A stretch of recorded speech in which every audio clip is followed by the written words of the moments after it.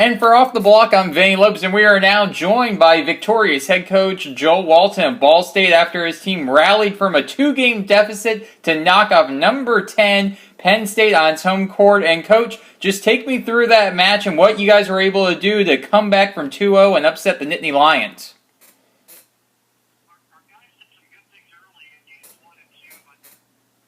We just gave up too many runs of points to Penn State.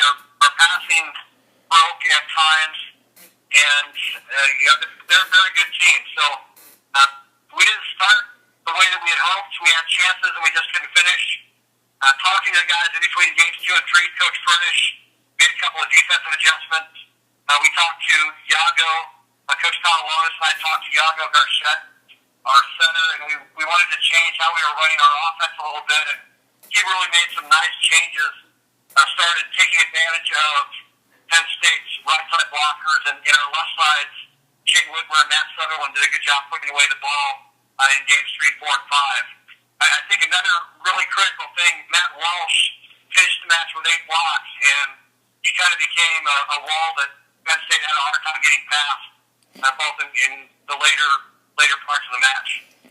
Yeah, and Coach, in talking about your setter and your middle attacker, Matt Walsh, what is the message does that send for you? Positive message that you had these young guys that were able to step up in a big match like this, really their first match against a nationally ranked team.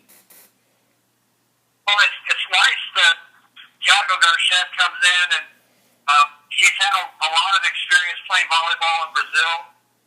He grew up playing on some teams that represented his state, and he played in some national competitions within Brazil with and against some very good players.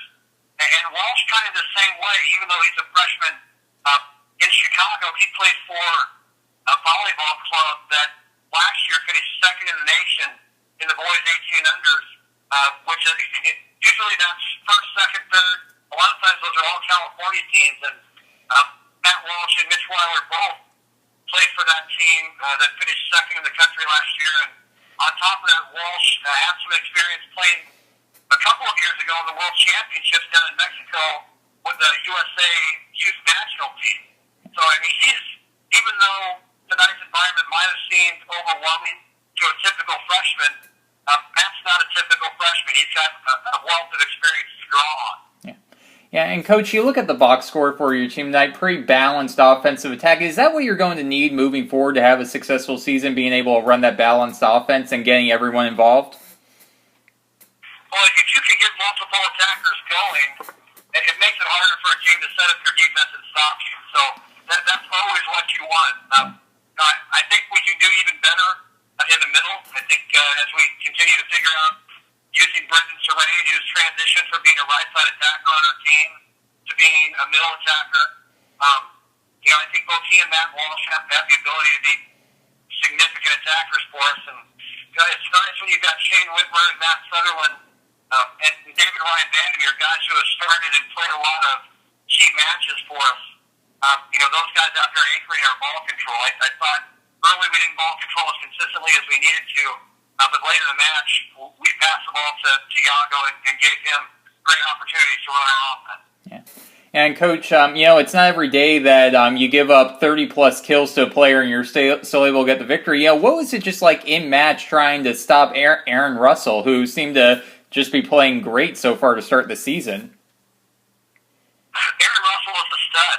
He's a 6'7", 6'8" tall left-side attacker who jumps well. He's from a volleyball family. I played against his father. His father, Stu Russell, played at Penn State back when I was playing, which is a little while ago. Aaron, he just does a lot of really good things. We kept talking our guys through. He's going to get some kills. We want to slow him down as much as we can. We want to make some defensive plays and not just give him clean kills. And as the match wore on, we blocked him a couple of times. We got some really good touches.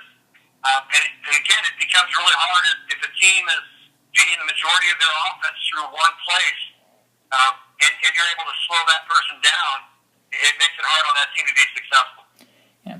And kind of looking at the big picture, I know your coach doesn't necessarily pay too much attention to the rankings or anything like that, but what type of message do you think that this sends to the rest of the country about your team, that you're able to beat Penn State and the way you were able to do it, rallying back from that 2-game deficit?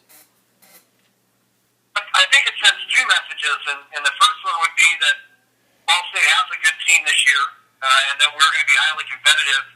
The second message is that the MIBA, the league that we're in, is really coming of age. You know, we've got Lewis, who went out to the West Coast and beat nationally ranked opponents. We've got Loyola, who went out to the West Coast and beat nationally ranked opponents.